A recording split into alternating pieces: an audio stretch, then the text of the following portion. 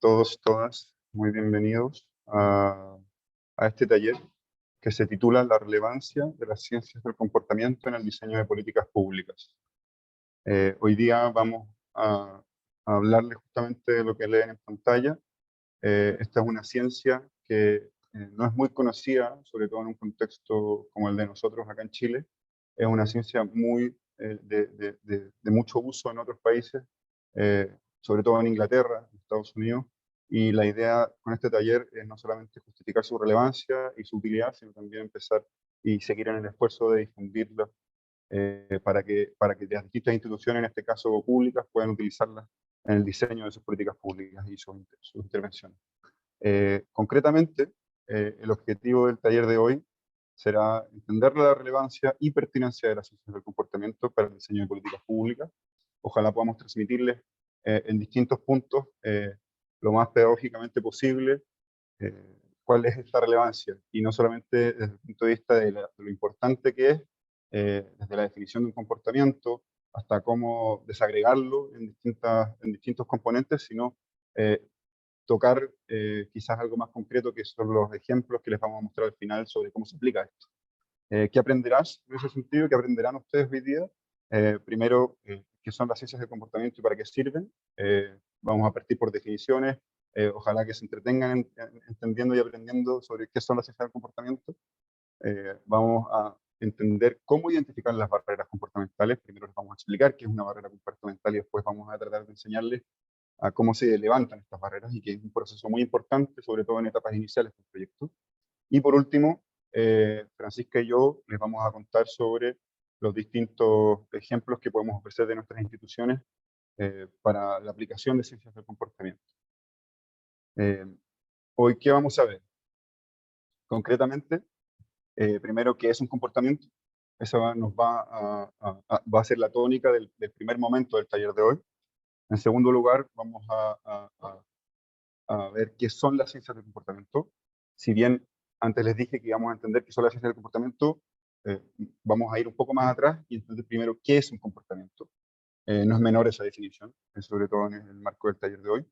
Y después vamos a terminar primero enseñándoles cómo se trabaja un proyecto de ciencias del comportamiento, es decir, cuál es la metodología ideal para un proyecto de este estilo.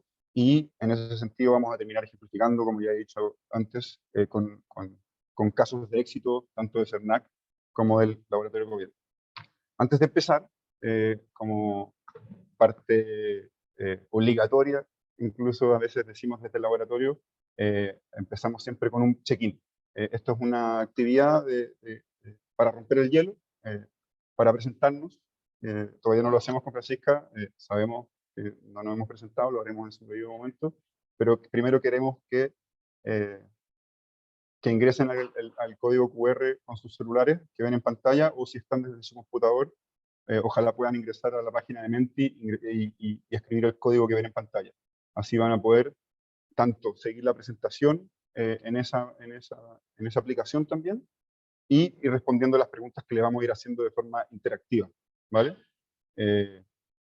Si tienen algún problema, por favor, coméntenos a través del chat. Los estaremos apoyando para poder dar solución a sus problemas. La idea es que ojalá todos puedan participar de esta interacción, porque así vamos a poder sistematizar sus respuestas y después también integrarlas a la presentación, ¿vale? Les voy a dar un segundo y así les voy a presentar cuál va a ser la pregunta de activación, ¿ya?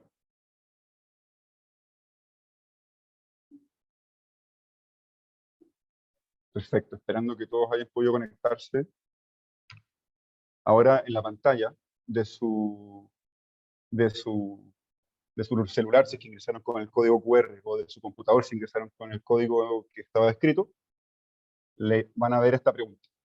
Y les voy a pedir, por favor, que respondan a la pregunta, seleccionando una de las dos opciones. La pregunta es: considere 2 programas de vacunas para una pandemia que afecta a 600 personas. ¿Ya? Tienen un programa A, que sería elegir con seguridad que mueran 400 personas de las 600. Y tienen un programa B, una segunda opción, que con 1/3 de probabilidad nadie muere, y con 2/3 de probabilidad 600 personas mueren. Entonces, de forma muy rápida, la idea es pasar bien rápido esta parte, les pido elegir una de las dos opciones, ¿vale? Les voy a dar 15 segundos para que respondan y vamos a ver los resultados, a ver si es que muestran algo interesante o no. Esperemos que así sea.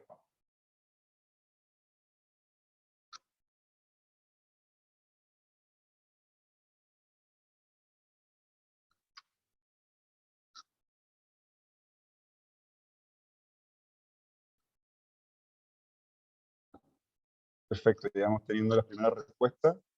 Hay 20 personas en el taller, así que esperaremos algunas más para mostrar algo.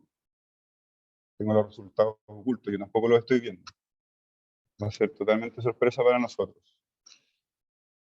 Vamos en 6 respuestas. No sé si alguien se quedó con el código fuera y Rodrigo, te pido copiar el código en el chat por si alguien no alcanzó a verlo. Ese es el link. El código es el que se ve arriba en pantalla también. 88713977.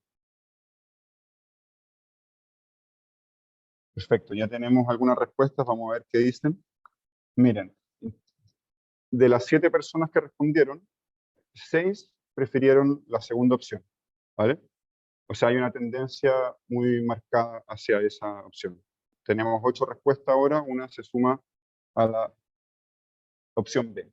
Ahora les vamos a hacer la otra pregunta, que dice de la misma forma, considere 2 programas de vacuna para una pandemia que afecta a 600 personas.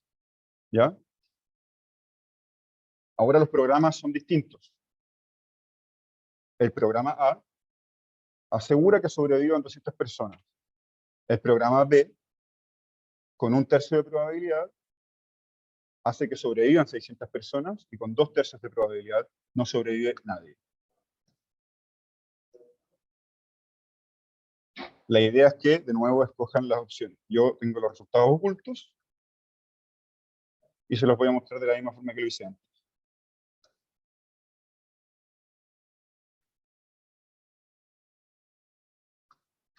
Les doy unos 15 segundos para que puedan darse el tiempo de responder. Voy a esperar a tener al menos las 8 anteriores, que son los que respondieron en la primera tanda. Y después ya seguimos con la presentación y con el contenido de lo que nos convoca hoy día. Perfecto. Acá tenemos de nuevo una tendencia que marca a la probabilidad de que con 1/3 sobrevivan 600 personas y con 2/3 no sobreviva nadie. No sé, Francisca, si tú quieres comentar los resultados para participar también.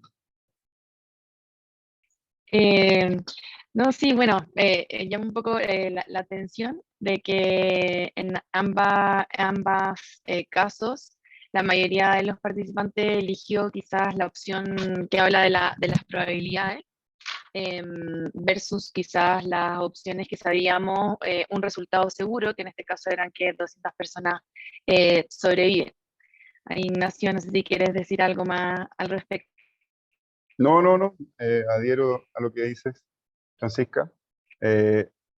Comentarles el contexto de esta pregunta. La idea, aparte de romper el hielo, es replicar lo que se hizo en un experimento hace algunos años, donde se probó que dependiendo del marco, cómo se presentan las alternativas de respuesta a una pregunta, uno puede incentivar una u otra en decisiones que uno consideraría que son súper racionales, incluso en un estudio donde se controló muy bien las condiciones de respuesta y no se hizo las 2 preguntas porque acá uno está condicionado a responder la segunda por la primera, era muy evidente ver cómo la gente tiende a responder una u otra opción dependiendo de cómo se presenta. Si es que uno habla de sobrevivir o morir y si es que uno habla con probabilidades o no. Eh, esos dos aspectos de una respuesta pueden, en este caso, marcar mucho lo que nuestras preferencias, que a veces uno creería que son racionales. Seguimos con la presentación. Ahora, después de haber roto el hielo, haberlos invitado a participar, yo me presento formalmente. Soy Ignacio Paiva, consultor de Ciencias del Comportamiento del Laboratorio de Gobierno. Y hoy día, junto a Francisca, seré quien les exponga los puntos que ya vimos sobre cómo vamos a poder aprender de la relevancia de las ciencias del comportamiento en el diseño de las políticas públicas. Francisca, por favor, adelante. Yo sigo con la presentación, pero si te quieres presentar antes. Sí, por supuesto. Hola a todos y todas. Bueno, mi nombre es Francisca Rabanales. Yo soy coordinadora de Economía del Comportamiento del CERNAC. Así que estoy muy contenta también junto a Ignacio a estar hoy día contándoles un poquito de esta ciencia de la innovación y también algunos casos de éxito que hemos tenido ya aplicándolos. Genial. Gracias, Francisca. Bueno, como ya les anticipaba en la agenda, antes de entender qué son las ciencias del comportamiento y su relevancia, hay que definir o intentar entender el concepto más básico de esa ciencia, que es el comportamiento propiamente tal. Por lo tanto, ahora, durante unos minutos, yo me voy a concentrar en definir lo que es un comportamiento. Para eso, vamos a volver a Menti. Esta presentación tiene una característica que es súper interactiva. No los voy a hacer escuchar solamente. Y les voy a pedir que respondan a ciertas preguntas. Esas preguntas van a ser súper simples. Yo les voy a mostrar en las diapositivas una frase y les voy a preguntar si eso es un comportamiento o no. Ustedes solamente tienen que responder sí o no y vamos a ir viendo juntos qué es lo que entendemos por comportamiento y qué es lo que no entendemos por comportamiento, y al final vamos a terminar con una definición, ¿vale? Entonces, primero, acá veo que están todos y todas con las cámaras apagadas, y les quería preguntar, en ese contexto, si creen que prender la cámara del Zoom es un comportamiento o no. Todavía no les aparece, ahora les va a aparecer en Menti, yo voy a ocultar los resultados, y les pido que respondan en Menti a esa pregunta. ¿Creen que prender la cámara del Zoom es un comportamiento? Por favor, seleccionen las alternativas sí o no, y después yo muestro los resultados y seguimos con la presentación. Quienes hayan ingresado a Menti al inicio para nuestra actividad de check-in, tienen que ir actualizando, porque cuando llegamos a estos momentos de actividad interactiva, la aplicación se queda quieta. Necesito que hagan clic en el botón que dice actualizar, ¿vale? Ya tenemos respuestas suficientes como para mostrar algo. Perfecto. Aquí de 12 personas, 10 dijeron que sí, 2 dijeron que no. ¿Cuál es la respuesta a esta pregunta? Sí era un comportamiento, ¿vale? Todavía no voy a decir por qué, no voy a mostrarle la definición, pero la mayoría de las personas que respondieron efectivamente respondieron bien, era un comportamiento. Ahora, decidir asistir al encuentro de innovadores públicos 2022, ¿es un comportamiento o no? Les invito a responder de nuevo en Menti, por favor. Ahí veo un comentario de Nicole diciendo que es una Menti clase, exactamente. Tratamos de que sea lo más interactivo posible para que no se aburran y se vayan con algo memorable. Ya tenemos una cantidad de respuestas más o menos suficiente, y aquí es la opinión está más dividida. 6 personas de 11 creen que decidir asistir al encuentro de innovadores públicos 2022 sí es un comportamiento, y 5 de las 11 creen que no es un comportamiento. Aquí hay una tensión interesante. Tenemos casi un 50-50 de opiniones a cada opción. Después, ¿será un comportamiento o no? No era un comportamiento. Decidir asistir al encuentro de innovadores públicos 2022 no es un comportamiento. Quizás, no quizás, sí lo hubiera sido el asistir al encuentro de innovadores públicos 2022. El decidir es otra categoría, no es un comportamiento en este caso. Ahí está el matiz. Después, tener la confianza para hacer un taller de ciencias del comportamiento, ¿es un comportamiento? Ahí les hablo la pregunta en Menti. Casi se me van todos los resultados sin esconderlo. Les invito a responder de nuevo. No son tantas preguntas más, esta es la tercera de 4, ¿ya? La idea es dejar más o menos claro con el ejemplo que es. Ya, tenemos una cantidad de respuestas similar. Esto no es un comportamiento. No sé si será por la segunda pregunta que hicimos, la anterior, o porque En este caso quedó más claro a través de la pregunta propiamente tal o de la frase propiamente tal, pero acá está menos dividida la opinión. O sea, en este caso quedó más claro que no es un comportamiento, y contarles que efectivamente tienen razón que no respondieron eso, no es un comportamiento en este caso. Hoy día es interesante el tema de la confianza. En el marco del encuentro de innovadores de este año, la confianza es uno de los conceptos fundamentales que estamos abordando a través de las distintas charlas, talleres, y a través de las personas que convocamos. Y en este caso es interesante ver que tener la confianza para hacer un taller, como dice la frase acá, no lo es.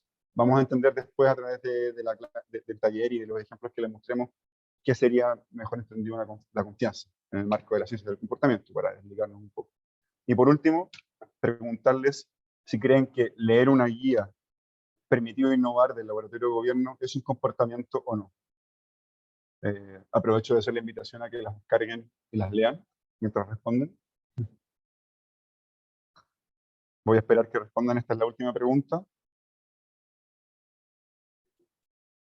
Perfecto. Ya llegamos a un número similar. Y aquí, curiosamente, la opinión se divide de nuevo. Varias personas creen que sí, varias personas creen que no, casi un 50-50. Aquí contarles que sí era un comportamiento. El leer sí se entiende como un comportamiento. Y aquí termino con las preguntas. Ahora les muestro qué es lo que entendemos por un comportamiento. Un comportamiento, o los comportamientos, son acciones físicas directamente observables y medibles, y que son en respuesta a un estímulo. Volviendo a los ejemplos que revisamos recién, el decidir asistir al encuentro, que en este caso fueron ustedes quienes pasaron por ese proceso, no es un comportamiento. El asistir sí lo sería, porque esa acción sí es medible, por ejemplo, sí es observable. El tener la confianza por parte, por ejemplo, de nosotros, Rodrigo, Francisca, Ignacio, el tener la confianza de hacer este taller no es un comportamiento tampoco, el hacerlo sí es un comportamiento. Y por otro lado, bueno, ahí vimos al final el leer la guía, sí es un comportamiento. Ahí hubo más tensión también, porque efectivamente es una acción física, es algo que mi cuerpo ejecuta, y eso sí también es posible observarlo. El quizás, usando el mismo verbo que en el otro ejemplo, el decidir leerla no sería un comportamiento, ¿ya? Esta definición es una definición que recoge elementos de distintas teorías de cambio de comportamiento, y tratamos de refrasear esas distintas definiciones para que fuera entendible en una clase como la que estamos teniendo hoy día, en un taller, perdón, como el que estamos teniendo hoy día. Y ahora, antes de darle el pase a Francisca para que nos cuente qué son las ciencias del comportamiento, quiero hacer una transición comentándoles por qué es tan importante considerar el comportamiento para la política pública, para el diseño de las políticas públicas. Aquí, con dos imágenes, quiero demostrarles ese punto. En un diseño de política pública que se preocuparía por incentivar el reciclaje, a veces quienes estamos detrás de ese diseño nos imaginamos cómo sería un mundo en el que la implementación de nuestra política sería como el ideal, en donde la gente primero va a reciclar y, en segundo lugar, entiende cómo reciclar.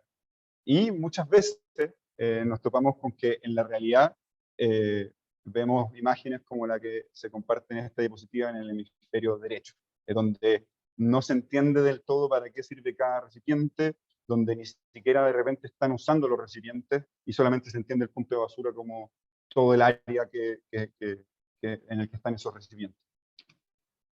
Otro comportamiento que quizás es más reciente y más atingente a nuestro contexto de los últimos casi 3 años, se nos pidió tener un comportamiento higiénico distinto quizás al que llevábamos teniendo en las últimas décadas, donde era exigencia lavarnos las manos cada vez que entrábamos a un establecimiento, por ejemplo a un restaurante, y tener las manos constantemente limpias.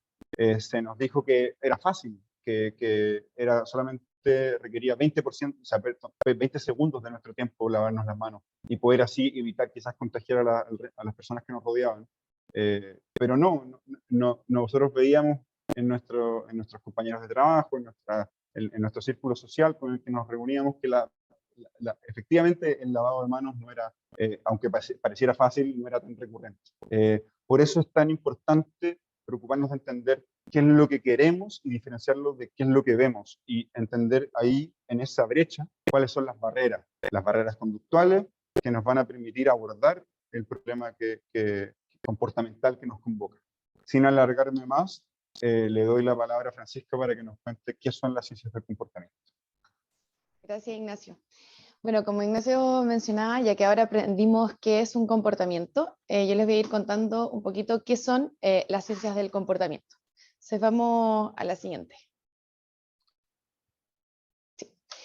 Entonces, bueno, en palabras simples, las ciencias del comportamiento lo que buscan es estudiar cómo las personas tomamos decisiones y en qué nos basamos para tomar esas decisiones.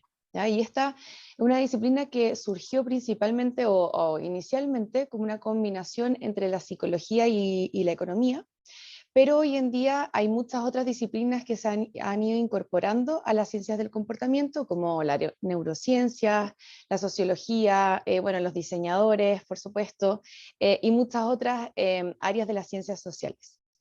Acá el interés ha sido principalmente porque tanto estudios como lo que nosotros mismos hemos ido observando es que las personas no siempre nos comportamos como el modelo económico clásico lo indica. ¿Ya? O sea, por ejemplo, el modelo ahí quizás algunos de nosotras hemos tenido algún ramo de introducción a la economía o similar, pero que teníamos esta idea de que el modelo económico tradicional asume que nosotros, los seres humanos, somos racionales, siempre buscamos maximizar las utilidades y que, por ejemplo, nuestras preferencias son consistentes en el tiempo. Entonces, si esto fuera así, siempre, por ejemplo, al momento de yo evaluar distintas opciones de créditos, cuando quiero contratar un crédito, el modelo tradicional diría que nosotros siempre vamos a ser capaces de evaluar todas las opciones que nos entreguen diferentes bancos e instituciones financieras para tomar una decisión óptima y contratar efectivamente el crédito que más nos conviene. Sin embargo, distinta evidencia nos ha comprobado que esto no ocurre, ¿ya? Y acá entonces es donde las ciencias del comportamiento finalmente plantean que nuestro comportamiento se desvía de esta idea del óptimo racional. Y acá Daniel Kahneman, que de hecho es un psicólogo que se ganó el Premio Nobel de Economía, nos muestra una idea bastante intuitiva, que es lo que ustedes están viendo en la imagen. ¿Ya? Acá Kahneman señalaba que el cerebro se puede dividir en dos sistemas. ¿Ya? Por un lado, nosotros los seres humanos tenemos el sistema 1, que es más bien ágil, rápido, automático, y por lo tanto la mayor parte del tiempo nosotros utilizamos ese sistema para tomar las decisiones del día a día. ¿Ya? Y por otro lado, sin embargo, tenemos un sistema 2 que es mucho más lento, deliberativo y racional, y por lo tanto utilizamos esa parte del cerebro cuando principalmente tenemos que tomar decisiones mucho más complejas. ¿Ya? Entonces, estos dos sistemas realizan funciones muy diferentes, pero ambos son necesarios, obviamente, para nuestra vida diaria. De hecho, sin la eficiencia del sistema 1, no podríamos superar muchas de las decisiones que podemos tomar todos los días. O sea, por ejemplo, y sin el sistema 2, obviamente, no podríamos resolver estos sistemas, ideas complejas. Entonces, por ejemplo, cuando nosotros aprendemos a conducir, siempre estamos pendientes de a dónde pongo la mano, qué cambio tengo que pasar, el acelerador, etc. Entonces, hago un proceso mucho más complejo y donde tengo que pensar cada uno de mis movimientos. Sin embargo, cuando ya sé conducir, obviamente, y los que manejan quizás a sus trabajos todos los días, no piensan cómo realizan la conducción, entonces ahí están ocupando, ¿no?, el sistema 1, que es mucho más automático, y esa obviamente es la forma más eficiente de pensar para ese tipo de acciones, ¿no?, o ese tipo de comportamiento. Entonces, sin embargo, las decisiones, tanto las automáticas como las decisiones que podemos tomar con este sistema 2, por un lado, pueden ser difíciles de procesar y nuestra racionalidad es limitada.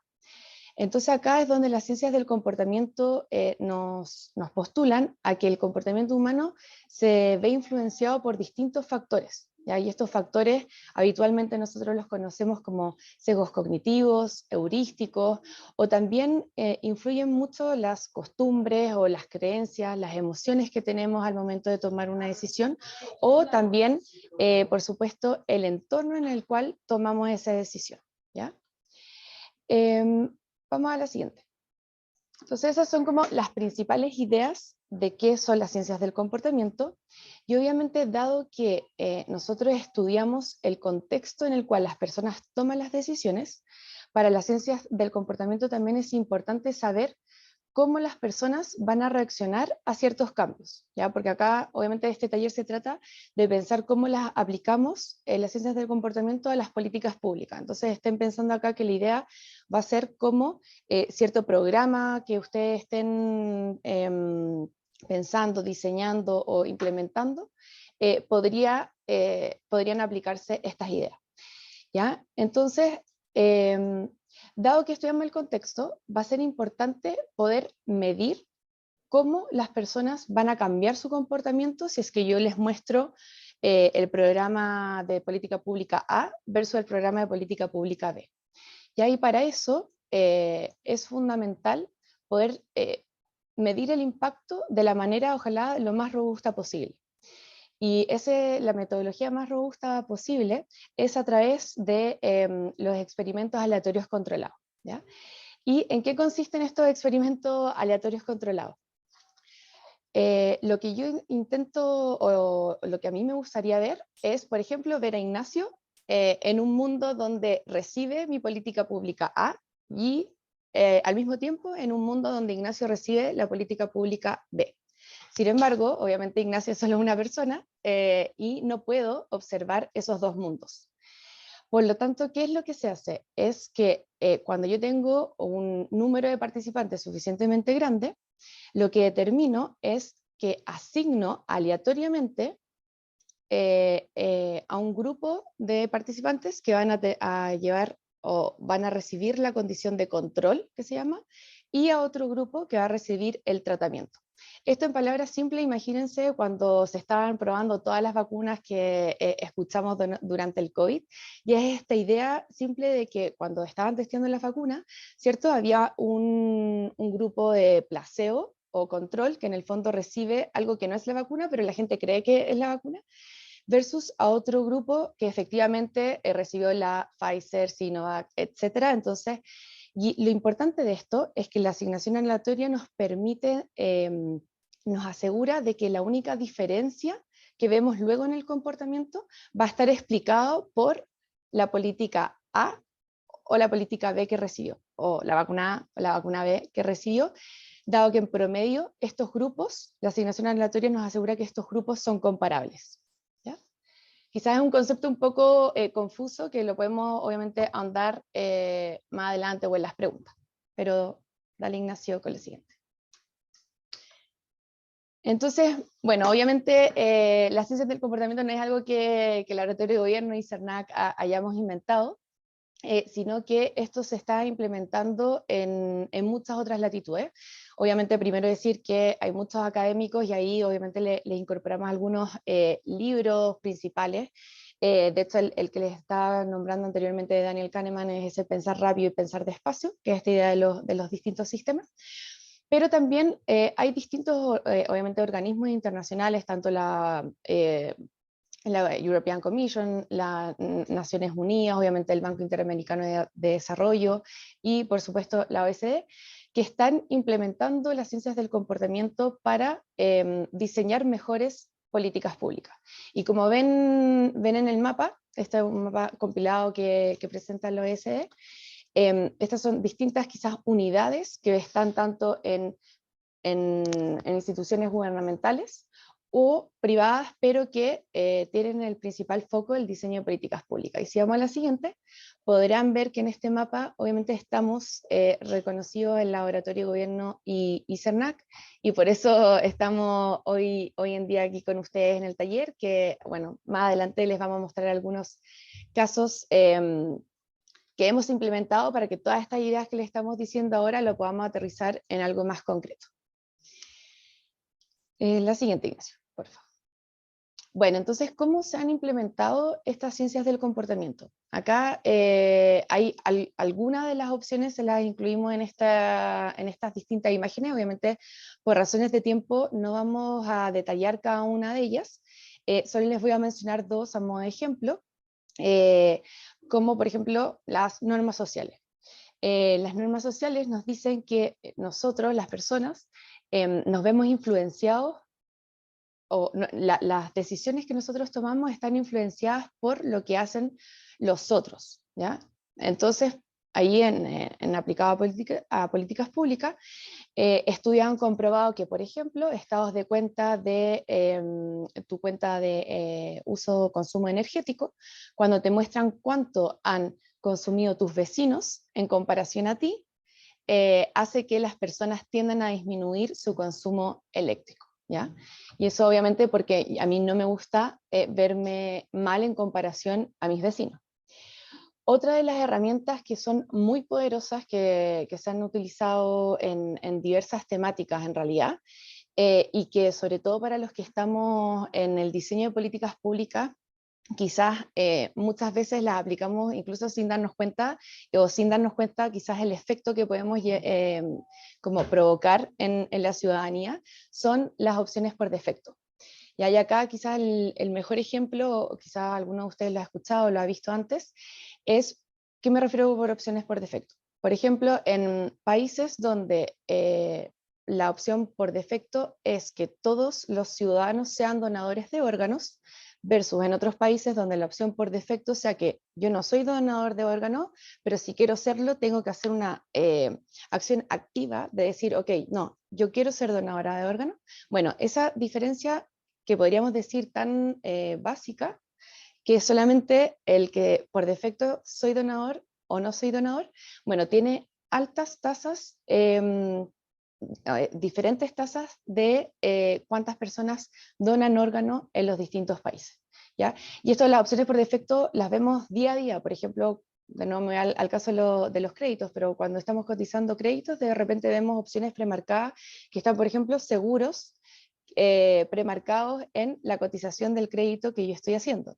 Y por lo tanto, lo que la teoría nos dice es que al existir esas opciones premarcadas, es muy probable que nosotros nos quedemos como con esa idea del status quo, que son esas opciones que están premarcadas, y contratemos quizás esos seguros sin darnos cuenta, o que no le dimos la importancia que tenía el evaluar si realmente queríamos contratar ese seguro o no, solo por el hecho de que está premarcado. Bueno, y ahí hay muchos otros ejemplos que feliz de comentarlos si es que tenemos tiempo para las preguntas. Pero así que ahora Ignacio les va a contar un poco y ahí con la idea de... Sí, antes solamente decir que, bueno, con esta como introducción tanto de lo que comentaba Ignacio, de entender qué son los comportamientos, por qué son importantes tenerlos en cuenta para las políticas públicas, finalmente es una gran lección. Toda esta evidencia de las ciencias del comportamiento nos lleva a decir que las políticas públicas deben ser diseñadas considerando nuestro comportamiento para facilitar y sobre todo para estimular a las personas a tomar decisiones que sean en nuestro propio beneficio. Y también porque las ciencias del comportamiento son muy costo efectivas. En el caso que les estaba dando de las opciones por defecto, simplemente es cómo diseñamos una política pública de una opción de premarcado que sí o sí alguien la va a tener que determinar.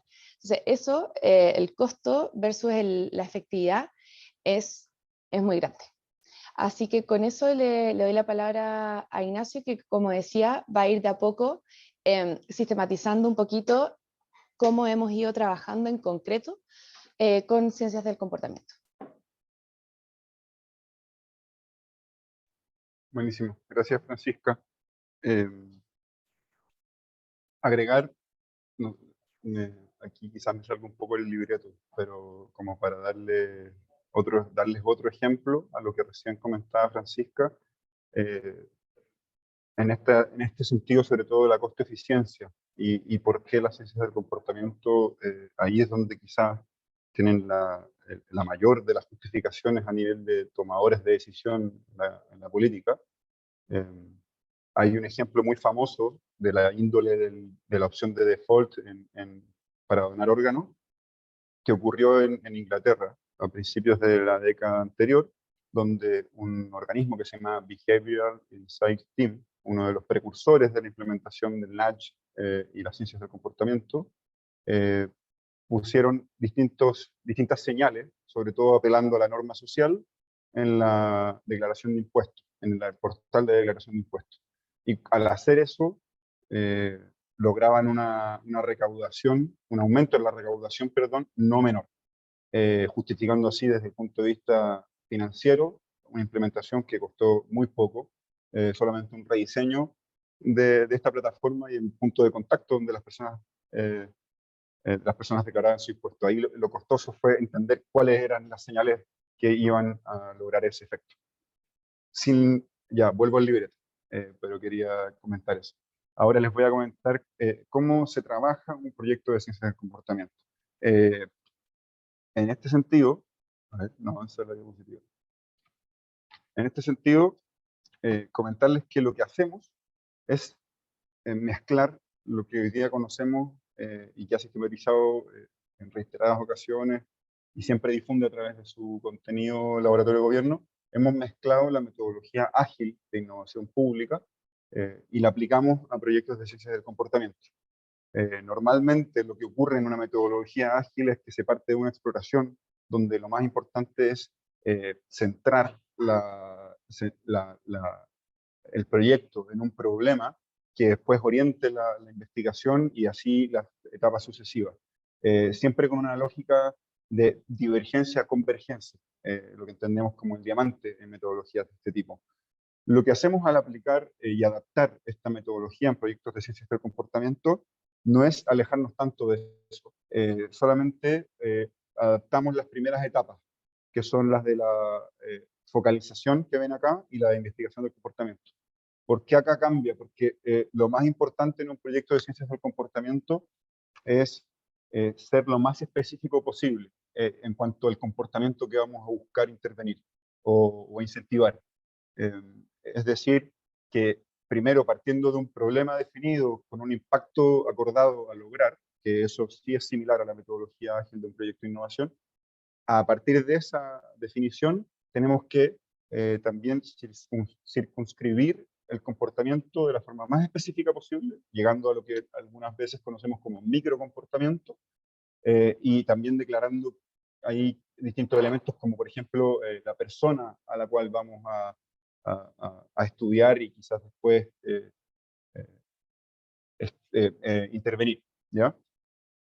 Y en segundo lugar, la investigación también es en torno al comportamiento.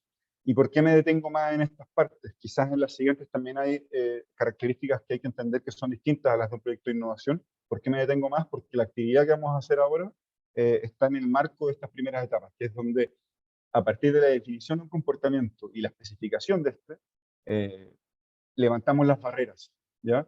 Por ejemplo, si queremos que un comportamiento ocurra, pero no ocurre, como en el ejemplo del lavado de manos, lo que hacemos en la fase de investigación y donde estudiamos el contexto y profundizamos en ese comportamiento es entender cuáles son las barreras para que ese lavado de manos no esté ocurriendo.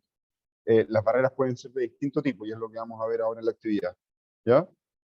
Sin alargarme más y sin detenerme mucho en esta metodología, porque aparte después les vamos a entregar esta presentación donde ustedes van a poder quizás estudiarla con más detención y complementarla con el material que el laboratorio ha publicado, vamos a seguir con la actividad, ¿vale? Y por cierto, también después con Francisca les vamos a exponer un par de ejemplos, uno de CERNAC y otro del laboratorio, donde quizás van a poder entender más las siguientes etapas, que son las de prototipado, diseño, evaluación de impacto, que quizás es más complejo entender, y su implementación. Pero por ahora, en el marco del levantamiento de barreras, queremos hacer esta actividad donde las instrucciones van a ser las siguientes. Primero, ahora les voy a presentar el modelo COMB, C-O-M-B, cada una de las letras significa una palabra en particular. Les voy a presentar de dónde nace, más o menos cómo funciona, y a partir de él les voy a mostrar después un canvas, una diapositiva, que va a estar compuesta de distintas preguntas por cada una de estas COM. No les quiero adelantar lo que significa cada una. Y después, cuando hayamos entendido esta herramienta, les vamos a definir un comportamiento, y a partir de ese comportamiento definido, que va a venir por defecto desde nosotros, vamos a ir respondiendo también en Menti. Esto, como bien definió Nicole, es una Menti class. Vamos a ir definiendo en Menti, respondiendo en Menti cuáles son las barreras que creemos respondiendo a ciertas preguntas. O sea, aquí lo que vamos a hacer, o intentar hacer, es mostrarles cómo funciona y también poder entregarles las herramientas suficientes para que ustedes las puedan aplicar después en problemas que quizás puedan ser de tipo comportamental en sus instituciones, ¿vale? Dicho eso, paso a cumplir con lo prometido. La herramienta que les presentamos, como ya dije, es el modelo COMBI. ¿Qué significa? COMBI, la letra C es de capacidades, la letra O es de oportunidades y la letra M es de motivaciones. La B es de behavior, que es en inglés comportamiento, ¿ya? Esta herramienta viene de un libro que escribieron los tres autores que pueden ver en pantalla abajo de la rueda, que son ingleses, por eso la herramienta está en inglés. Esto es un pantallazo y no nos vamos a concentrar en esa rueda, después la vamos a desagregar y vamos a entregarle las preguntas y palabras en español como corresponde, ¿ya? A partir del trabajo que hicieron estos autores, se creó esta rueda, que resume un poco lo que en un libro de varias páginas explican.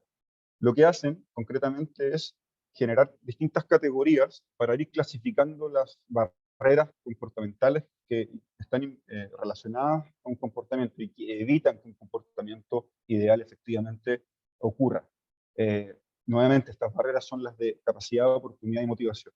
Estas se también desagregan en dos categorías cada una, la capacidad en capacidades físicas y capacidades psicológicas, la oportunidad en oportunidades a partir de la influencia social o oportunidades a partir de los recursos de los cuales una persona dispone, y la motivación se divide también en dos. En la motivación quizás puede ser entendida de forma más automática, y la otra motivación que es más reflexiva, ¿ya? A partir de esta división y subdivisión para poder levantar las barreras, a un investigador o investigadora se le permite hacer las preguntas que son excluyentes, para poder desagregar un comportamiento y entender por qué no está ocurriendo y quizás cuáles son las que hay que modificar después para que ocurra, ¿ya? Y en ese sentido, con lo que acabo de decir, lo que hacen estos autores de forma súper creativa y yo creo que muy bien, y por lo mismo ha sido transversal en varios años ya, conectan este levantamiento de barreras con la implementación, que es lo que hicieron acá. Se mezclaron teorías del cambio de comportamiento con teorías de la implementación y las fueron mezclando para poder crear esta conexión. Entonces, a partir de ese levantamiento de barreras, después el libro y la herramienta te permite mezclar cada una de estas con funciones que son entendidas como quizás mecanismos a través de los cuales yo voy a poder tratar de modificar, o sea, voy a poder incentivar una conducta o un comportamiento, y relacionar esas funciones o mecanismos. Se llaman funciones en el libro, pero quizás para entenderlo mejor en español yo creo que puede ser entendido como mecanismo. También la herramienta te permite relacionarlas a categorías de política, ¿ya? Y ahí por eso pueden ver en la parte más externa, en la parte gris de la rueda, tipos de política tales como la legislación, la regulación, la provisión de un servicio, la planificación social o del entorno, la misma comunicación, que a veces se confunde mucho con las ciencias del comportamiento del marketing. Mucha gente cree que es solo eso, pero acá se puede ver que no, y otras medidas posibles. En ese sentido, lo que hace esta herramienta, dicho eso, lo que acabo de decir de forma un poco extensa quizás, es básicamente poder organizar las barreras y levantarlas con las preguntas correctas, ¿ya? Y después relacionarlas a lo que nos depara en el ciclo, en la metodología que les comentaba antes, relacionarlas a las distintas funciones y categorías de política que van a ser las necesarias y pertinentes para incentivar la conducta que buscamos, ¿vale? Dicho eso, como les prometí al principio, lo que hicimos para este taller, y no para este taller, también para proyectos nuestros internos, tenemos esta herramienta en la cual separamos en cada una de estas columnas las barreras que les comentaba ya, de tipo de capacidad, de tipo de oportunidad, de tipo de motivación, las desagregamos en los distintos elementos que se tienen que desagregar estas. Antes les comentaba que, por ejemplo, la motivación podía ser reflexiva o automática. Eso se traduce en los distintos elementos que pueden ver acá, barreras de tipo de identidad, otras de metas, otras que son de emociones, que pueden relacionarse más al automático. En la parte de capacidad, el conocimiento, las habilidades, la memoria, y en la oportunidad, la influencia social y el contexto, o los recursos de los cuales dispone una persona. Voy acá rápido porque la idea no es concentrarnos en esto se los vamos a disponer a ustedes para que lo entiendan mejor con detención cuando quieran ir a revisar la herramienta. Lo que me importa acá es que ustedes entiendan que tenemos 3 categorías de barrera, eso yo creo que queda bastante claro a partir de esta imagen y también de lo que les fui explicando antes, y que cada una de estas categorías de barrera tiene subcategorías. No es tan relevante memorizarlas todas ahora ni entenderlas, pero sí saber que existen y que cada una de estas subcategorías se relacionan a una pregunta o más de una pregunta que nos va a permitir ir levantando las barreras siempre con un comportamiento definido, ¿ya? Dicho eso, pasamos a la actividad. Este código QR es el mismo que el de antes. El código de abajo en números también es el mismo del de antes. Yo solamente lo repito por si es que hay gente que se sumó al taller en el transcurso de la presentación y después de la actividad del check-in cuando compartimos estos códigos. Si es que ustedes ya ingresaron, lo único que tienen que hacer es actualizar, apretar el botón de actualizar y les va a ir apareciendo lo que les vamos a ir mostrando ahora a modo de pregunta para ir levantando las barreras al comportamiento que a continuación les vamos a definir. No sé, Francisca, si tú quieres definir el comportamiento. Sí, ¿está bien? Sí, ahí te escuchamos. Vale. Entonces nos vamos a poner en una situación hipotética en que todos nosotros trabajamos en el Ministerio de Salud y nos vamos a situar en aquel momento de la pandemia en donde en Punta Arenas habían altos índices de contagio de COVID, ¿ya? Y nuestro comportamiento objetivo, el comportamiento objetivo que queremos lograr es que las personas que viven en Punta Arenas se vacunen. Entonces tengamos eso en mente, que eso es lo que queremos fomentar en las personas. Ignacio.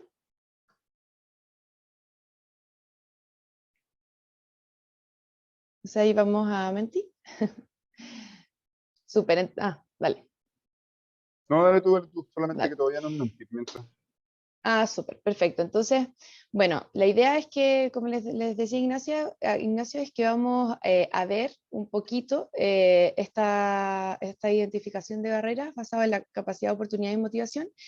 Y primero elegimos para el tema de las capacidades una pregunta guía. Entonces, ahí la idea es que ustedes vayan respondiendo en Menti esta pregunta, que es: ¿todos y todas son conscientes de la importancia de vacunarse? ¿Y en qué medida son conscientes? Esto obviamente pensando nuevamente en el comportamiento que yo les señalaba, que es que queremos que las personas de Punta Arenas se vacunen. Entonces, ¿en qué medida todos y todas son conscientes de la importancia de vacunarse? Buenísimo. Les vamos a dejar algunos minutos para que respondan. Acá la idea es que tengan un espacio abierto de levantar las barreras que se les ocurran respondiendo a esa pregunta. Sí, acá no Yo voy a hay dejar... respuesta, perdona, acá no hay respuestas correctas o incorrectas, así que siéntense libres de ir respondiendo, las podemos ir comentando, así que somos poquitos, así que no hay problema.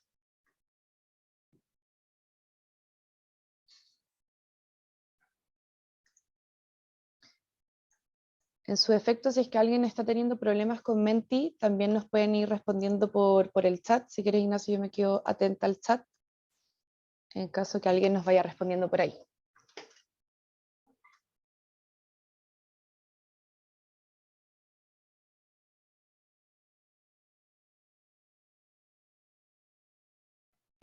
Tenemos, ustedes ven el número de respuestas que hay abajo, ¿cierto?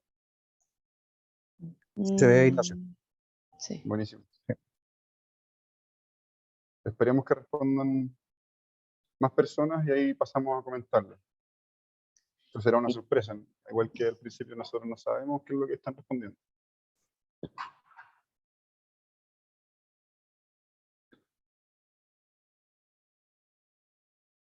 Les damos unos minutos más.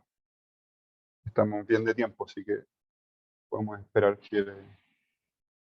que se tomen el suyo para comentarnos qué cree, cómo responderían a esta pregunta. Recordemos, el comportamiento es que las personas de Punta Arenas se vacunen.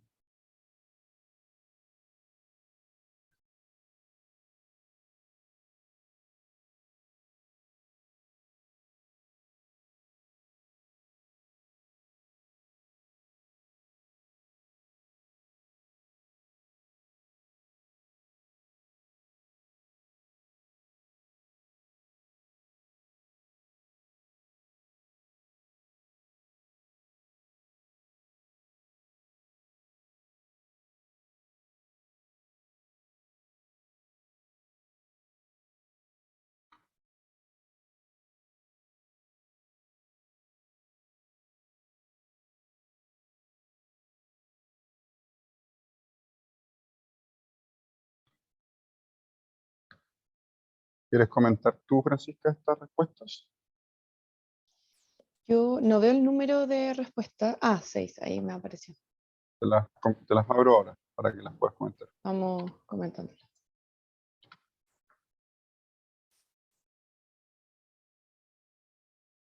Ya, entonces nos están llegando, nos dicen, no lo creo en la medida de la urgencia existente o la presencia de una enfermedad propia de un cercano. ¿Ya? Dicen, no todos son conscientes de la importancia de vacunarse.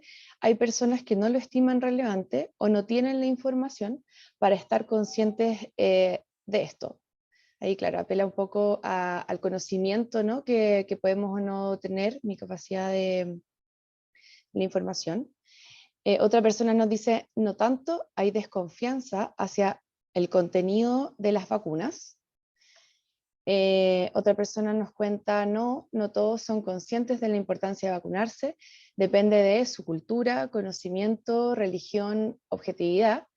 Que si bien, claro, quizás eso lo podemos comentar un poquito más adelante, el tema de la cultura, el conocimiento de la religión u otros temas, efectivamente, como lo habíamos comentado en un principio, todos estos factores que mencionaba esta persona, efectivamente afectan un poco en el comportamiento, ¿no? o las decisiones que tomamos como personas. Y acá otra persona nos menciona, las personas son conscientes de las ventajas y desventajas de vacunarse y que de acuerdo a ello decide libremente si se vacuna o no. Y finalmente la última que nos ha llegado, sí, todos son conscientes en medida de lo posible y dada la influencia y peso de su entorno.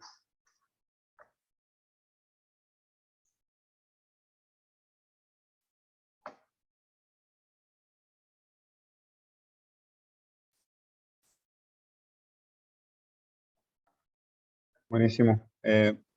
A mí, yo pasándome un poco el plano de quienes responden, me gustaría también agregar, yo este ejercicio no lo hice antes, no es que haya estado respondiendo y vea dónde, porque acá no hay respuestas correctas ni incorrectas, la idea es opinar, y a mí se me ocurrió ahora también que quizás no se menciona, creo que la parte geográfica, un poco lo que tratábamos de incentivar desde el punto de vista de la región de Punta Arenas, que es una región que tiene un clima muy distinto al que nosotros nos acostumbra desde otras partes de Chile, donde quizás pueden haber interrupciones comunicacionales más importantes que en otros lugares. Y tener en consideración eso también puede ser interesante a la hora de evaluar el conocimiento. Es decir, aunque nosotros seamos muy conscientes de transmitir y diseñemos eh, buenos dispositivos de comunicación, quizás no son capaces de llegar porque simplemente las personas están desconectadas en Punta Arenas y los alrededores. Agregar eso solamente.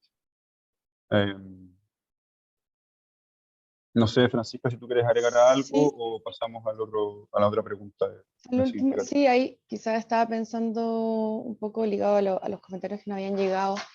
Creo que, claro, que las personas pueden ser conscientes, pero también que había una duda en su momento, si realmente es tan importante vacunarme yo que no tengo ninguna como enfermedad, como diabetes, y etcétera. Entonces, quizás hay personas que no lo consideran o no eran conscientes de la importancia de vacunarse en ese momento, dado que no tenían un factor de riesgo particular.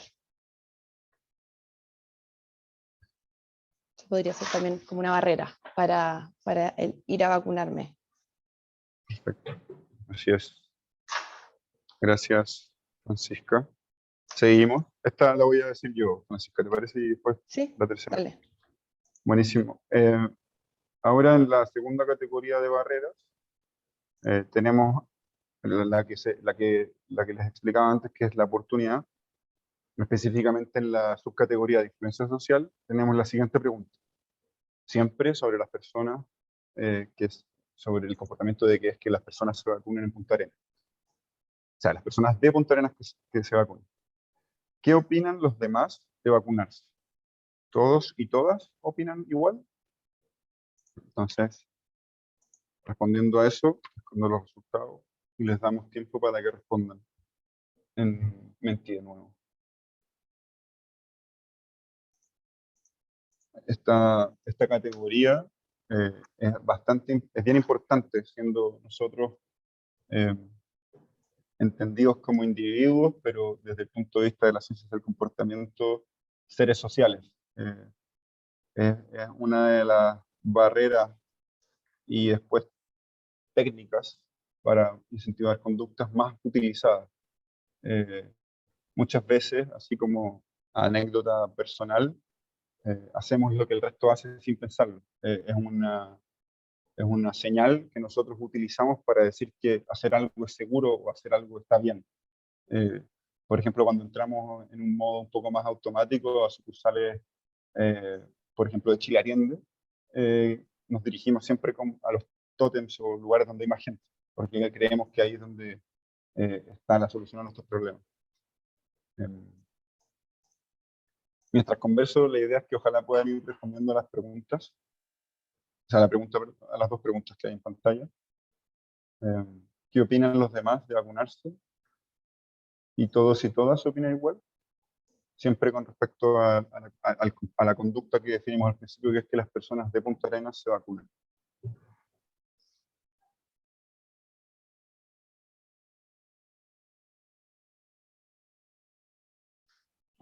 Vamos a esperar unos minutos más, entendiendo que antes respondieron, creo que fueron 6. Vamos a esperar llegar a un número similar.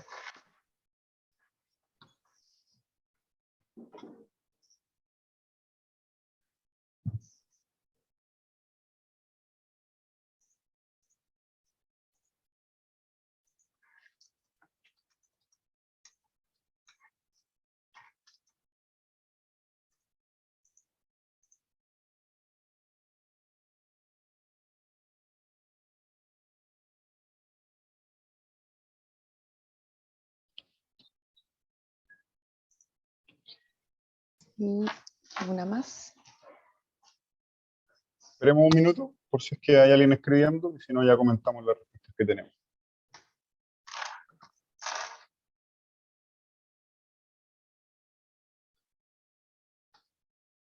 Comentarles que estas preguntas, siempre la idea es hacerlas con mecanismos de investigación robustos y validados. No se trata solamente de juntarnos en el comité directivo de quienes toman la decisión de política a responder estas preguntas.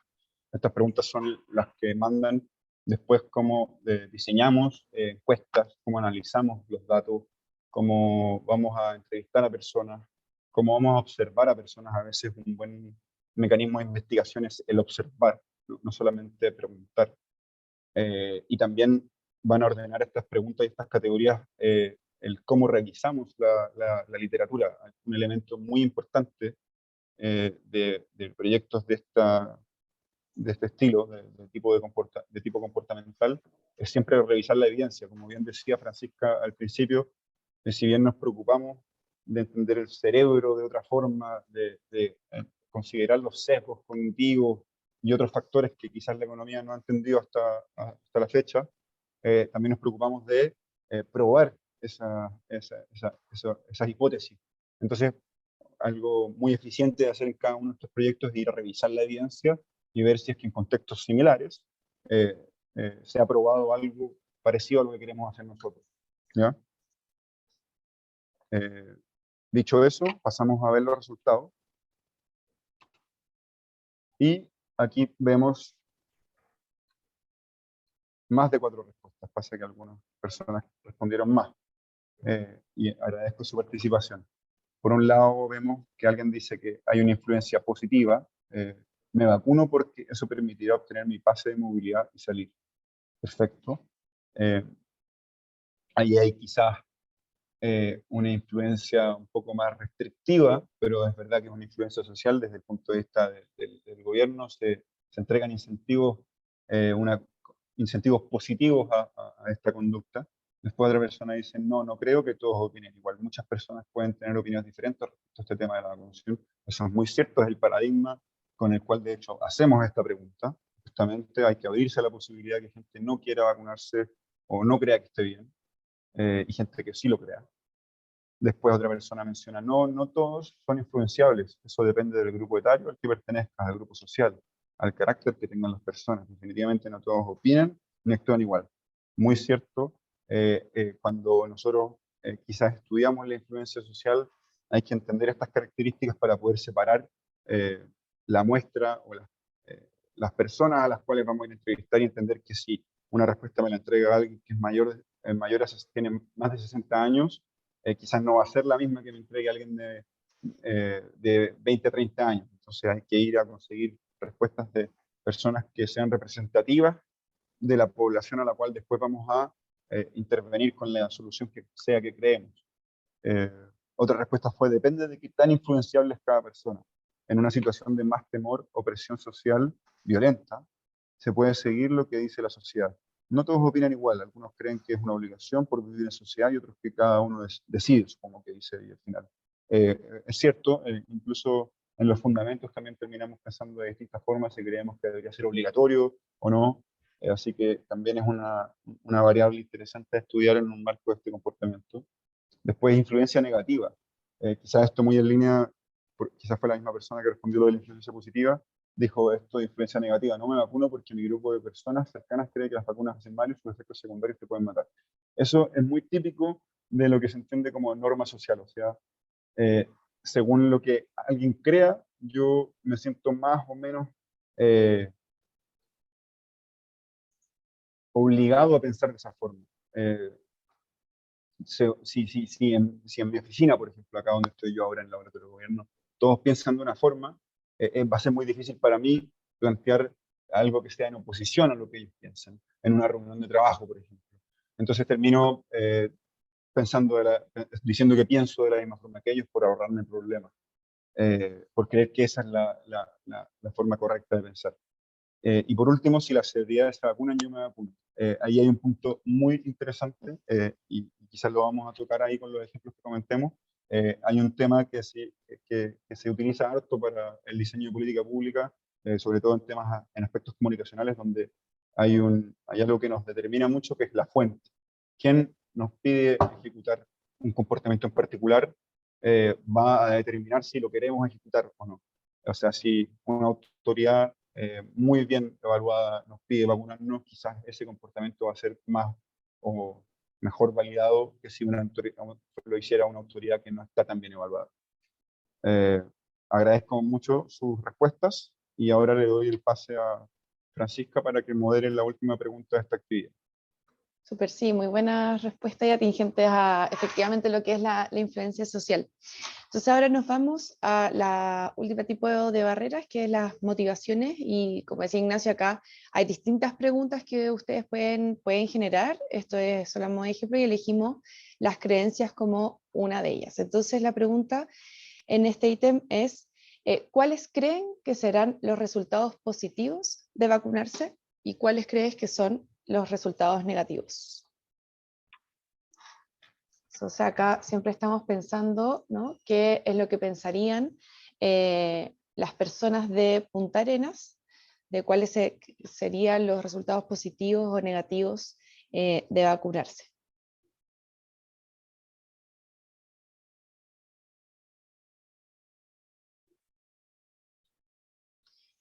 Y ahí, bueno, como comentábamos inicialmente, y un poco estaba ligado a lo que ya estábamos vislumbrando con las influencias sociales también, nuestras creencias, nuestras costumbres van a influenciar mucho en la toma de nuestras decisiones y nuestro comportamiento.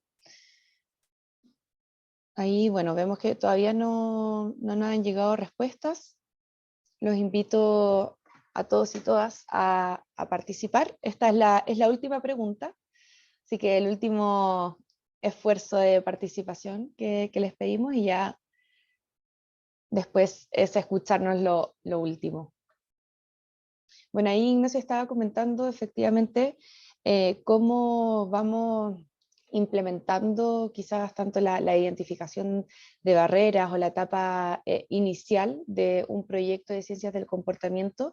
Y ahí, bueno, obviamente ahí el laboratorio tiene las suyas. Nosotros acá también en CERNAC hemos hecho levantamiento a partir de entrevistas, grupos focales con consumidores principalmente, para la identificación de las problemáticas, de las barreras que evitan finalmente que las personas logren el comportamiento que nosotros como diseñadores de políticas públicas queremos fomentar, dado que son beneficiosos para las personas. Ahí ya veo que nos están llegando algunas respuestas.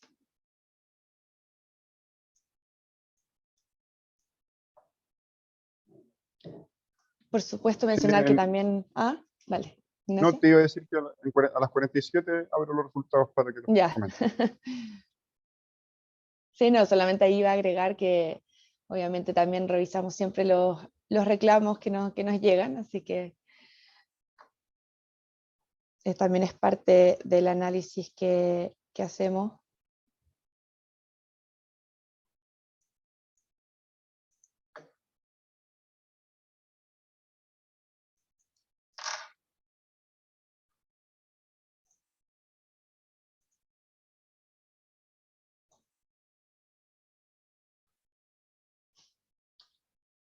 Ya, ahí entonces vamos a ver qué nos están respondiendo. Ah, ya, nos dice lo positivo es que voy a poder abrir mi negocio. Muy bien, efectivamente durante la pandemia había mucha incertidumbre, sobre todo para los emprendedores en general, y me imagino que la vacuna efectivamente tenía un gran aspecto positivo. Tengo 6 años, es negativo porque voy a volver al colegio y no me quiero levantar temprano. Hace frío, es Punta Arenas. Acá vemos quizás la antítesis justamente del caso que estábamos viendo de personas que quieren vacunarse porque ven algo positivo de volver quizá a esta normalidad que algunos tanto deseábamos, pero también interesante, vemos efectivamente que otras personas pueden creer algo completamente distinto, y por lo tanto ahí la política pública o las comunicaciones para fomentar el comportamiento objetivo de la vacunación tiene que considerar ambos escenarios, ¿no? Y obviamente es un gran desafío. Acá otro comentario nos dice: los positivos podrían ser una cohesión social buscando la inmunidad de rebaño y por lo tanto menor prevalencia de la enfermedad. Algo negativo puede ser creencias religiosas que podrían afectar la vacunación. Efectivamente ahí va un poco la línea de nuestras creencias, costumbres personales y cómo afectan en la decisión. Después otra persona dice resultado positivo, según dicen algunas autoridades, sería no enfermar gravemente, aunque no hay certeza. Negativos, efectos secundarios no conocidos por falta de estudios a vacunados. Eso, bueno, es muy interesante ahí que mencionan la idea de cuánta confianza quizás me dan las autoridades, ¿no?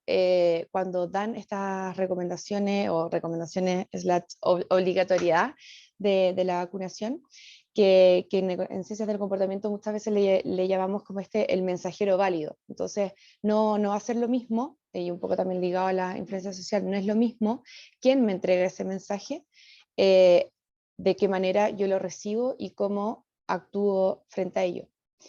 Luego nos protegemos nosotros y en nuestra comunidad, inmunidad de rebaño. Los resultados positivos serán cuidar, ahí se me fue, y negativos, que es cuidar mi salud y la de mi entorno. En los negativos, que es un experimento y no sabemos si va a resultar. Efectivamente, había dentro del punto creencias, ¿no? Una falta de seguridad o inseguridad, incertidumbre sobre los resultados que podía conllevar la vacunación. Vivo en Rapa Nui, estuvimos cerrados al turismo por 2 años por el COVID. Cuando finalmente se reabrió, el 80% de la población estaba vacunada. El virus entró al poco tiempo, pero no tuvimos ningún hospitalizado grave y ninguna muerte. Bueno, ahí nos están contando un poquito la experiencia, me alegro que no hayan tenido ninguna muerte en Rapa Nui. Y ya para terminar, a ver, el último leemos, tengo 80 años con la vacuna, espero pasar un invierno tranquilo y poder ver a mis nietos. Ahí un poquito lo que hablábamos al principio, que muchas personas queríamos volver, ¿no? a la normalidad y cómo eso afecta en mi comportamiento. Súper, con eso quizás damos término, Ignacio, a la parte donde les queríamos mostrar en la práctica la idea de cómo ir identificando cada una de estas barreras. Ahí entiendo que el Laboratorio de Gobierno les va a poder facilitar este canvas que Ignacio les mostró, en caso de que ustedes lo quieran implementar con sus equipos de trabajo para desarrollar proyectos de ciencias del comportamiento. Súper, entonces ahora pasamos a la última parte del taller. Les vamos a contar 2 experiencias de cómo hemos ido aplicando las ciencias del comportamiento tanto en CERNAC y en el Laboratorio de Gobierno en estos pocos 10 minutos, 15 minutos que nos quedan. Así que vamos a tratar de ser lo más rápido y motivadores posible. Bueno, en el caso de CERNAC hemos desarrollado distintos estudios, experimentos, y solamente hoy día les voy a contar uno de ellos, pero obviamente en nuestra página web pueden revisar muchos otros casos. Bueno, nosotros el comportamiento objetivo que identificamos fue que las personas porten o refinancien sus créditos hipotecarios. ¿Y acá por qué? Porque el problema de política pública que identificamos fue que, como ven en la imagen, entre 2013 a 2019 veíamos que las tasas de interés iban significativamente a la baja. Sin embargo, al mismo tiempo veíamos que dentro de este mismo periodo, solamente en promedio, solamente el 6% de los consumidores refinanciaban sus créditos hipotecarios en este mismo periodo. Entonces, esto que quería decir, o no, nos llamó la atención y nos dijo, bueno, acá puede estar pasando que los consumidores están dejando de pasar oportunidades donde pueden cambiarse a una mejor tasa de interés y por lo tanto pagar menos de su crédito. Y esto es fundamental, sobre todo cuando pensamos que en el país hay alrededor de 1,2 millones de créditos hipotecarios bancarios. Por lo tanto, es un producto que está vastamente utilizado en muchos hogares del país y que tiene un impacto gigantesco en la carga financiera de todos los hogares. Vamos con la siguiente entonces. Entonces, bueno, aquí nos planteamos, bueno, ¿por qué las personas no están portando sus créditos hipotecarios?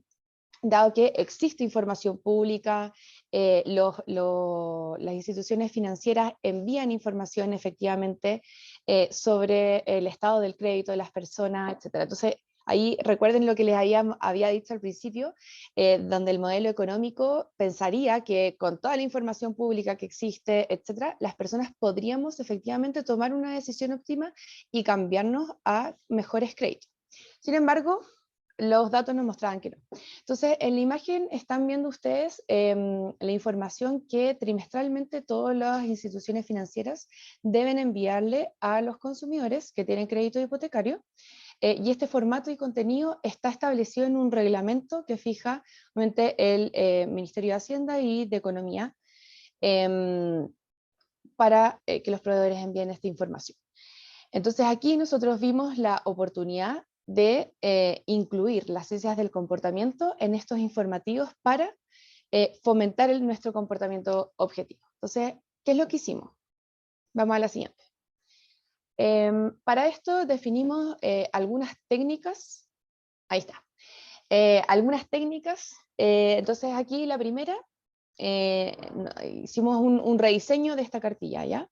Donde en primer lugar incluimos este termómetro que están viendo ustedes de color, donde le informamos al consumidor dónde está la tasa promedio de mercado y dónde está la tasa de interés de esa persona. Y eso es porque, de nuevo un poco con la idea de las normas sociales, que ya lo habíamos hablado, pero también nosotros tendemos a tomar decisiones basados en un punto de referencia. Entonces acá nosotros ya le estamos dando un punto de referencia, oye, atención, las otras personas en el mercado tienen una tasa distinta a la tuya, ¿ya? Y al mismo tiempo también les informamos cuánto podría ser el ahorro potencial, ¿ya?, que podrían tener si es que logran cambiarse a esa tasa. Entonces obviamente eso es súper potente, que puede motivar el comportamiento. Vamos con la siguiente. Asimismo, también sabemos que cómo se enmarca la información y qué información resaltamos también va a tener un impacto importante en cómo las personas comprenden la información y en qué se fijan, ¿ya? Entonces acá lo que hicimos obviamente fue enmarcar, explicar las composiciones del crédito en una figura que ahí están viendo, que agrupa qué es la parte como del capital, se puede decir, qué es la parte de los costos de tener este producto, como intereses, seguros, etcétera, y finalmente el costo total que voy a terminar pagando al final del crédito. Y aquí la importancia de incluir advertencias, porque sabemos que cuando a nosotros nos pasan una o dos hojas, las personas tendemos a leer solo lo primero o muy poquito, entonces incluir estas advertencias nos lleva directamente a, ok, esta es la información relevante, y entonces eso también ayuda a la toma de decisiones rápida. Siguiente, Ignacio. Y también finalmente incluimos una guía de paso a paso, porque también muchas veces las personas no necesariamente sabemos cómo buscar otras opciones de crédito hipotecario, y por lo tanto está la evidencia con prueba, ha demostrado, quiero decir, que estas guías de paso a paso ayudan a facilitar ir generando el comportamiento que queremos lograr, ¿ya? Entonces, con este rediseño, que obviamente lo hicimos basado en entrevistas, focus group, etcétera, un poco lo que comentábamos anteriormente, lo llevamos a la parte experimental, que era lo que les explicaba anteriormente cuando les hablaba sobre los experimentos aleatorios controlados. Entonces, acá hicimos dos estudios. Uno, que fue en 2020, hicimos un experimento inicial con 548 personas, donde en un escenario hipotético ya veían estas cartillas rediseñadas y nos decían si es que se cambiarían o no de crédito hipotecario. A partir de estos resultados, lo llevamos al campo, que se llama en vocabulario de economía experimental, y hicimos entonces un experimento de campo junto a Banco Estado y académicos de JPAL, donde enviamos estas cartillas rediseñadas a más de 240.000 clientes del banco, ¿ya? Y aquí obviamente no quiero que pierdan de vista esta idea de que efectivamente teníamos 5 rediseños posibles, porque queríamos ir midiendo el impacto que tenía el ir agregando cada una de las figuras que les fui mostrando. Obviamente queríamos medir como el efecto marginal de ir agregando una y otra, y recuerden la idea que les decía anteriormente, esto de que las personas, estos 240.000 clientes, fueron asignados aleatoriamente a una de las cartillas, y por lo tanto vieron un solo diseño, y esto fue comparado con el grupo que recibió solamente la cartilla que actualmente envía el banco, ¿ya? Entonces, ¿qué resultados obtuvimos? bueno, vimos que la probabilidad de solicitar una portabilidad aumentaba en 0,6 puntos porcentuales. Esto en castellano, si es que extrapolamos los resultados, quiere decir, obviamente extrapolando, si es que fueran extrapolables los resultados, manteniendo las condiciones del mercado que existían mientras hicimos este experimento, podemos determinar de que con uno de los rediseños, alrededor de entre 9.000 a 11.000 consumidores trimestralmente se verían fomentados a solicitar una portabilidad de su crédito hipotecario, ¿ya? Y por lo tanto mejorar sus condiciones de crédito y a la larga pagar menos por este producto. ¿Ya? Y acá obviamente los aprendizajes que obtuvimos para la política pública fue que este efecto fue principalmente explicado por este termómetro que yo les mostraba. Entonces, entregar esta información de mercado fue esencial, y también esta idea de cuánto potencialmente puedo ahorrar. Por supuesto, la base de todo quizás proyecto de ciencias del comportamiento abarca la simplificación del lenguaje y también cómo estructuramos obviamente la información. Ahí por eso yo mencionaba que los diseñadores acá juegan un rol súper importante, y la forma en la cual enmarcamos la información también es muy relevante. Entonces, eso, bueno, actualmente nosotros siempre en CERNAC, a partir de los resultados de estos estudios, tratamos de llevarlos a una propuesta de perfeccionamiento normativo, que en este caso, como les contaba, estas cartillas están definidas por un reglamento, y justamente ahora estamos en las discusiones de cómo implementar este rediseño en el reglamento, y por lo tanto que los proveedores financieros tengan que enviar esta cartilla rediseñada. Así que, Ignacio, te dejo la palabra, traté de ser lo más rápida posible. Oh, extraordinario. Gracias, Francisca. De hecho, considerando el atraso que teníamos de la primera tanda, estamos muy bien en el tiempo. Yo intentaré ser también lo más rápido posible, sin dejar de lado ningún punto. A ver si estoy a la altura de Francisca. Bueno, en el caso del Laboratorio de Gobierno, en el año 2020 decidimos desarrollar un proyecto que a nivel de comportamiento consistía en lo que ven arriba destacado en azul, que era leer y entender el reporte del contribuyente. Ahora bien, hay que ir un poco más atrás, y eso es lo que se pretende comentar en esta diapositiva. El proyecto no nace a partir de un documento que existía, como así lo era en el caso del proyecto que les comentaba Francisca para la cartilla de crédito hipotecario. En este caso, veníamos en un contexto en donde los índices de transparencia y de confianza venían a la baja históricamente hace ya varios años. Eso según la misma Contraloría en un estudio que hacen, que se llama la Radiografía de la Corrupción, ideas para fortalecer la probidad en Chile. Y por otro lado, de parte de la Comisión del Gasto Público, que el mismo Ministerio de Hacienda, donde hoy día se aloja también el Laboratorio de Gobierno, había establecido a través de una recomendación. El mismo año 2020, esta comisión emite su primera recomendación, y era transparentar a los contribuyentes en qué se gastan sus impuestos. ¿Por qué es importante entender esto? Y esto aquí me voy a detener un segundo, porque tiene mucha relación con lo que hoy día Carlos Scartazzini, jefe de la economía del comportamiento desde el Banco Interamericano de Desarrollo, nos exponía en la mañana en su charla inaugural. Y también desde la misma OCDE, Mariana Prats también nos comentaba. La confianza, entendida como una creencia en la que, en este caso, en el contexto del sector público, creemos como ciudadanos es decir, que ningún funcionario público va a comportarse de forma oportunista. La confianza se construye a través de distintos elementos, o es determinada por distintos elementos. Y por un lado está la asimetría del poder, que en este caso, en el marco de este proyecto, no está relacionada, pero por otro lado está la asimetría de información. Y cuando hay asimetría de información, la confianza se deteriora. Por lo mismo este proyecto nace, y por eso, tanto desde la Contraloría como desde la Comisión de Gasto Público se tomaban o se emitían comunicaciones y recomendaciones para darle la relevancia que merecía al tema de la transparencia específicamente en el gasto público.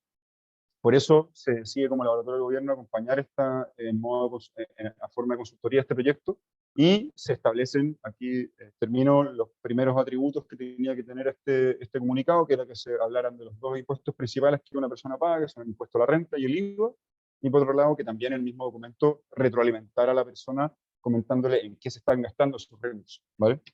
Dicho eso, seguimos el proyecto, levantamos las barreras, no nos vamos a detener en ese punto, así como tampoco lo hizo Francisca, porque ya lo hicimos en la actividad, y se diseñaron 3 reportes distintos. Acá ven 2 imágenes, pero porque hay 2 que son muy similares, entonces a modo de imagen no es necesario mostrar los 2 por separado.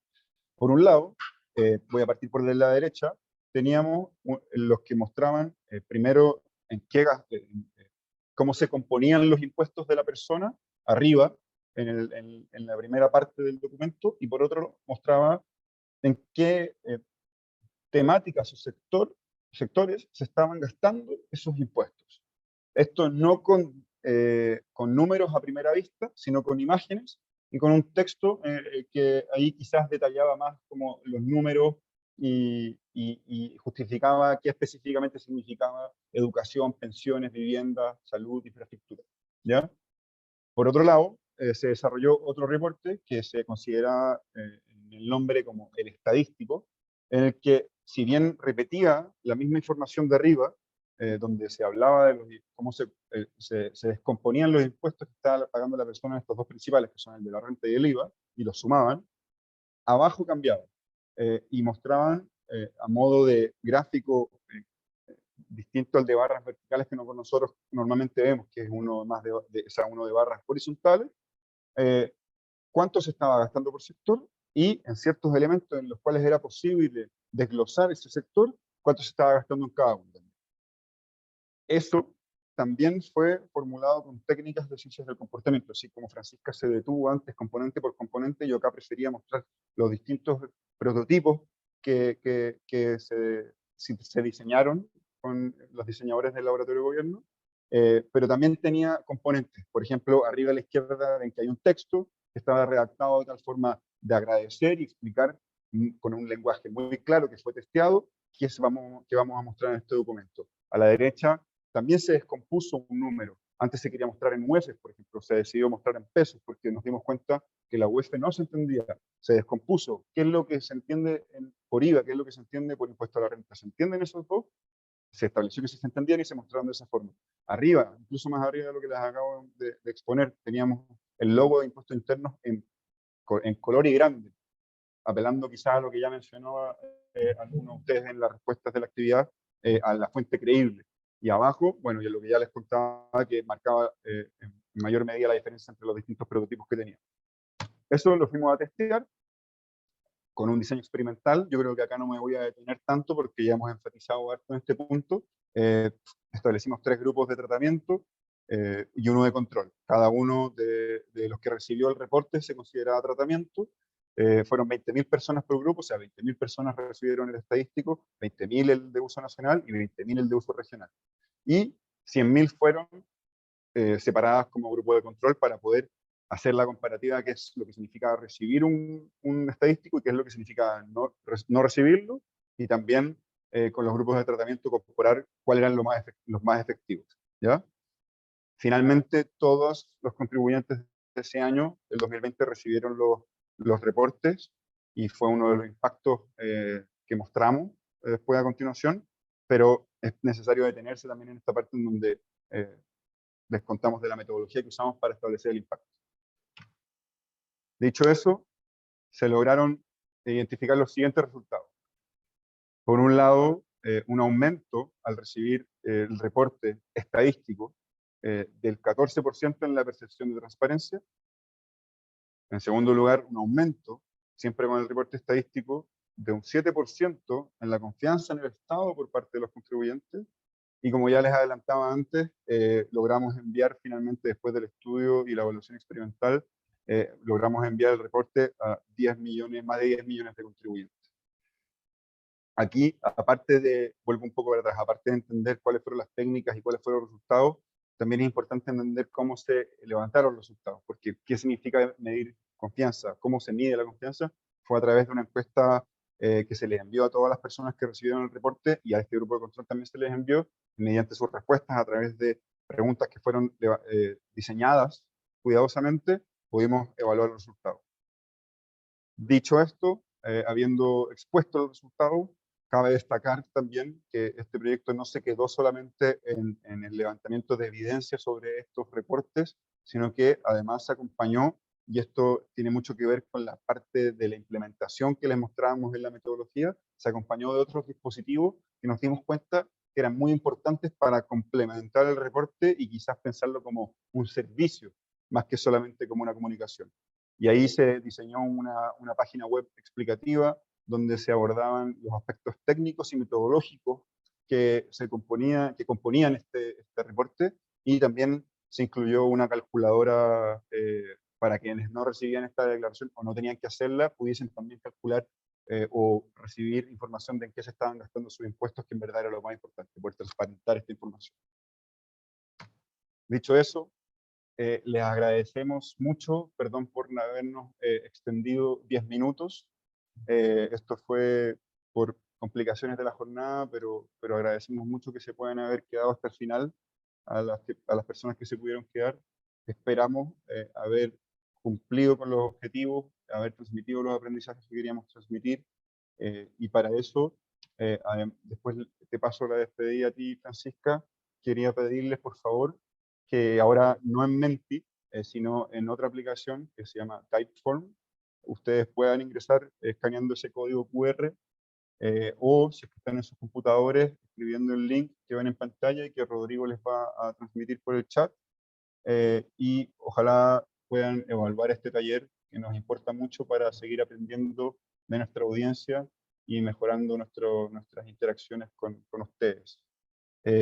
Eso por mi parte. Vuelvo a agradecerles muy sinceramente por su participación. Sé que a estas alturas de la jornada es difícil, y cualquier cosa que ustedes puedan o quieran compartir con nosotros, preguntarnos, por lo menos yo les dejaré ahora mi contacto a través del chat para que me puedan escribir y quizás seguir colaborando para que las ciencias del comportamiento sean validadas como corresponde en nuestro país, y ojalá las puedan seguir utilizando ustedes desde distintas partes de Chile, en sus instituciones. Muchas gracias, Francisca, por favor. Sí, no, me sumo a tus palabras. Bueno, primero, muchas gracias al Laboratorio Gobierno por la invitación. Feliz de participar de esta instancia, y agradezco la participación tanto en las dinámicas que hicimos como que nos hayan acompañado, que nos hayan escuchado. Nuestra idea, obviamente, con Ignacio es que las ciencias del comportamiento se utilicen cada vez más en el sector público, ojalá, pero en general en el país, y obviamente felices de ahí ir contribuyendo a esa red. Por supuesto, por mi lado estamos enfocados en proyectos de consumo financiero, pero de todas maneras feliz de poder colaborar o conversar más allá del taller. Sé que hoy hablamos de muchos conceptos, ideas, y probablemente siguen teniendo muchas consultas. Así que eso, espero que lo hayan disfrutado y espero vernos en una próxima instancia de las ciencias del comportamiento.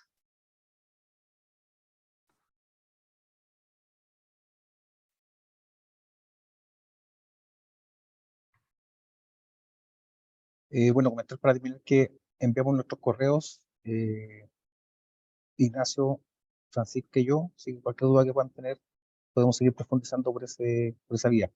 Muchas gracias.